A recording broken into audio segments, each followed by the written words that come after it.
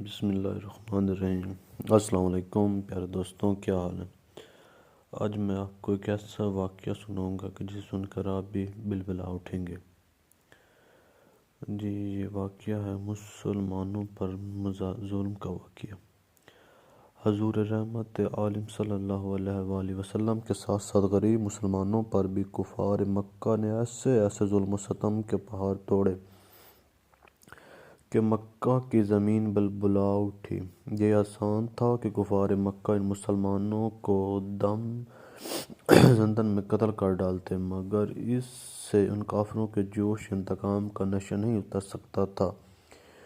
کیونکہ کفار اس بات میں اپنی شان سمجھتے تھے کہ ان مسلمانوں کو اتنا ستاؤ کہ وہ اسلام چھوڑ کر پھر شرک و بت پرستی کرنے لگے۔ اس لیے قتل کر دینے کی بجائے کافر مکہ مسلمانوں کو طرح طرح کی سزاؤں اور اظہار ثانیوں کے ساتھ ساتھ ستاتے تھے، مگر خدا کی قسم شراب توحید کہ ان مستوں نے اپنے استقلال و استقامت کا وہ منظر پیش کر دیا کہ پہاڑوں کی چوٹیوں سر اٹھا اٹھا کر حیرت کے ساتھ ان بالائے شان اسلام کے جذبہ استقامت کا نظارہ کرتی رہیں۔ سنگ دل، بے رحم اور درندہ صفت کافروں نے ان غریب و بکس مسلمانوں پر جبر اور ظلم و ستم کا کوئی دقیقہ باقی نہیں چھوڑا، مگر ایک مسلمان کے پاس استقامت میں بھی ذرا برابر تزلزل نہیں پیدا ہوا،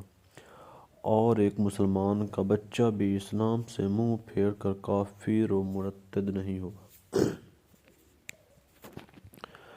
کفار مکہ نے ان غرباء مسلمین پر جو رجافہ کاری کے بے پناہ اندوہناک مظالم ڈھائے اور ایسے روح فرسائے اور جان سوز عذابوں میں مبتلا کیا کہ اگر ان مسلمانوں کی جگہ پہاڑ بھی ہوتا تو شاید ڈگمگانے لگتا۔ صحرائے عرب کی تیز دھوپ میں جب کہ وہاں کی ریت کے ذرات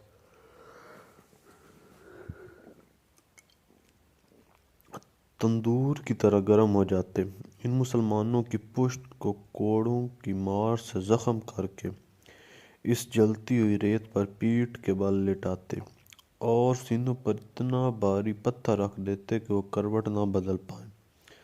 لوہے کو آگ میں گرم کر کے ان سے مسلمانوں کے جسموں کو داغتے، پانی میں اس قدر ڈبکیاں دیتے کہ ان کا دم گھٹنے لگتا، چٹائیوں میں ان مسلمانوں کو لپیٹ کر ان کی ناکوں میں دھواں دیتے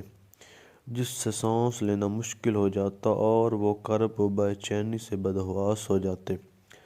حضرت خباب بن الارث رضی اللہ تعالیٰ عنہ یہ اس زمانے میں اسلام لائے جب حضور صلی اللہ تعالیٰ علیہ وآلہ وسلم حضرت رقم بن ابو رقم رضی اللہ تعالیٰ عنہ کے گھر میں مقیم تھے،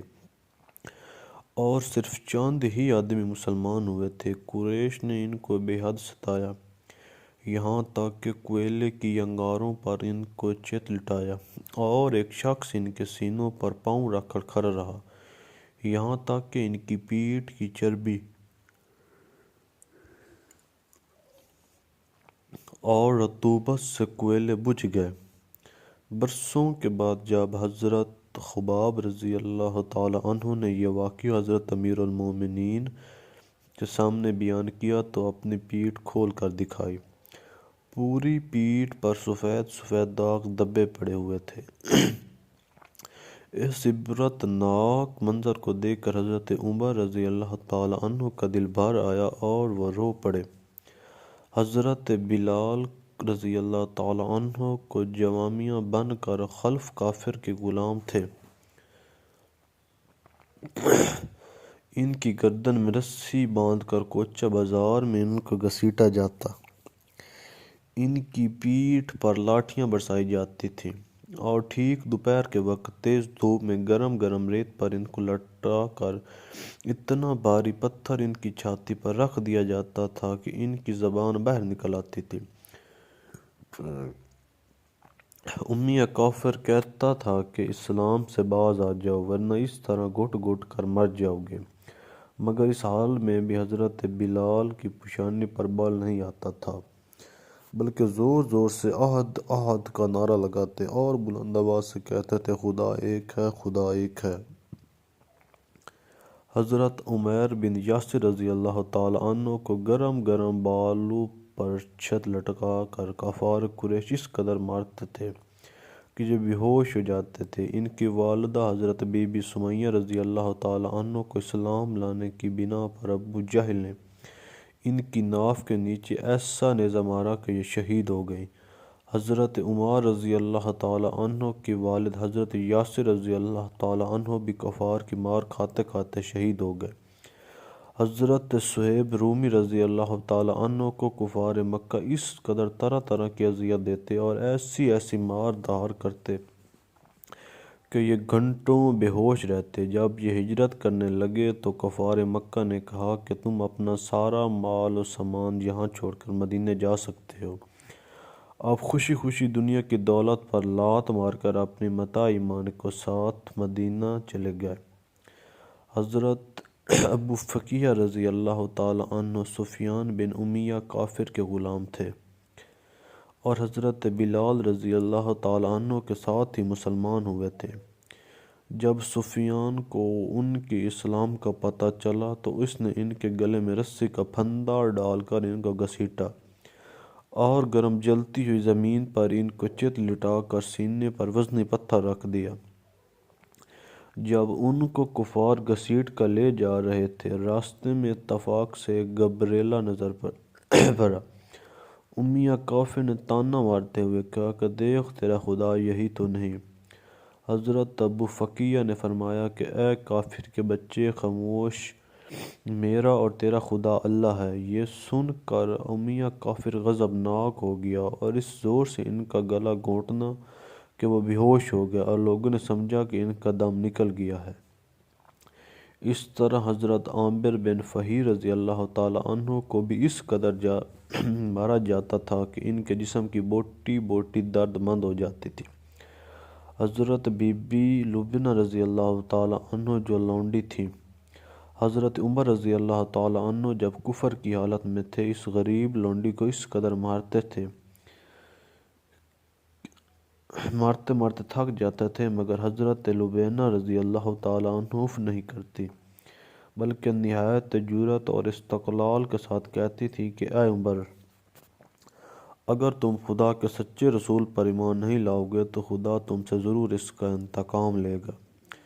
حضرت زنیرہ رضی اللہ تعالیٰ عنہ اور حضرت عمر رضی اللہ تعالیٰ عنہ کے گھرانے کی بندی تھی۔ یہ مسلمان ہو گئے تو ان کے اس قدر کافروں نے مار مار کر ان کی آنکھیں جاتی رہیں، مگر خداوند نے حضور اقدس صلی اللہ علیہ وآلہ وسلم کی دعا سے پھر ان کی آنکھوں میں روشنی عطا فرما دی تو مشکرین کہنے لگے کہ یہ محمد صلی اللہ علیہ وآلہ وسلم کے جادو کا اثر ہے۔ اس طرح حضرت بی بی اور حضرت بی بی ام عبیس رضی اللہ تعالیٰ عنہ بھی باندیاں تھیں۔ اسلام لانے کے بعد کفار مکہ نے دونوں کو طرح طرح کی تکلیفیں دے کر بے پناہ اذیتیں دیں،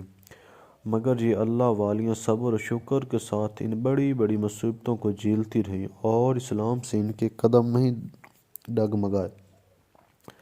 حضرت یار غار مصطفیٰ ابو بکر صدیق رضی اللہ تعالیٰ عنہ نے کس طرح اسلام پر اپنی دولت نثار کی، اس کی ایک جھلک یہ ہے کہ آپ نے ان غریب و بے کس مسلمانوں میں سے اکثر کی جان بچائی۔ آپ نے حضرت بلال و عمر بن فہیر اور ابو فقیہ لبنہ زنیرہ نہدیہ وام انیس رضی اللہ تعالیٰ عنہ ان تمام غلاموں کو بڑی بڑی رقمیں دے کر خریدا اور سب کو آزاد کر دیا اور ان مظلوموں کو کافروں کی عزیوں سے بچا لیا۔ حضرت ابو ذر غفاری رضی اللہ تعالیٰ عنہ جب دامن اسلام میں آئے تو مکہ میں ایک مسافر کی حیثیت سے کئی دن تک حرم کعبہ میں رہے۔ یہ روزانہ زور زور سے چلا چلا کر اپنے اسلام کا اعلان کرتے تھے اور روزانہ کفار قریش ان کو اس قدر مارتے تھے کہ یہ لہو لہان ہو جاتے تھے، اور ان دنوں میں بھی آپ زمزم کے سوا ان کو کچھ بھی کھانے پینے کو نہیں ملا۔ واضح رہے کہ کفار مکہ کا یہ سلوک صرف غریبوں اور غلاموں ہی تک محدود نہیں تھا، بلکہ اسلام لانے کے جرم میں بڑے بڑے مالداروں اور رئیسوں کو بھی ان ظالموں نے نہیں بخشا۔ حضرت ابو بکر صدیق جو شہر مکہ کے ایک متمل اور ممتاز معززین میں سے تھے، مگر ان کو بھی حرم کعبہ میں کفار قریش نے اس قدر مار کر ان کا سر خون سے لت پت ہو گیا۔ اس طرح حضرت عثمان غنی جو نہایت مالدار اور صاحب اقتدار تھے، جب یہ مسلمان ہوئے تو غیروں نے نہیں بلکہ خود ان کے چچا نے ان کی رسیوں میں جکڑ کر خوب مارا۔ حضرت زبیر بن العوام بڑے رعب اور دبدبے کے آدمی تھے، مگر انہوں نے جب اسلام قبول کیا تو ان کے چچا ان کو چٹائی میں لپیٹ کر ان کی ناک میں دھواں دیتے تھے، جس کا ان کا دم گھٹنے لگتا۔ حضرت عمر رضی اللہ تعالیٰ عنہ کے چچا زاد بھائی اور بینوئی حضرت سعید بن زید کتنے جاؤ اعزاز والے رئیس تھے، مگر جب ان کے اسلام کا حضرت عمر رضی اللہ تعالیٰ عنہ کو پتہ چلا تو ان کو رسی میں باندھ کر مارا،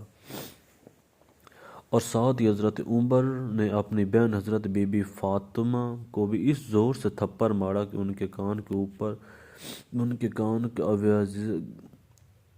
گر پڑے اور چہرے پر خون بہہ نکلا۔ تو پیارے دوستوں، یہ ہے مسلمانوں کے ظلم کے واقعات۔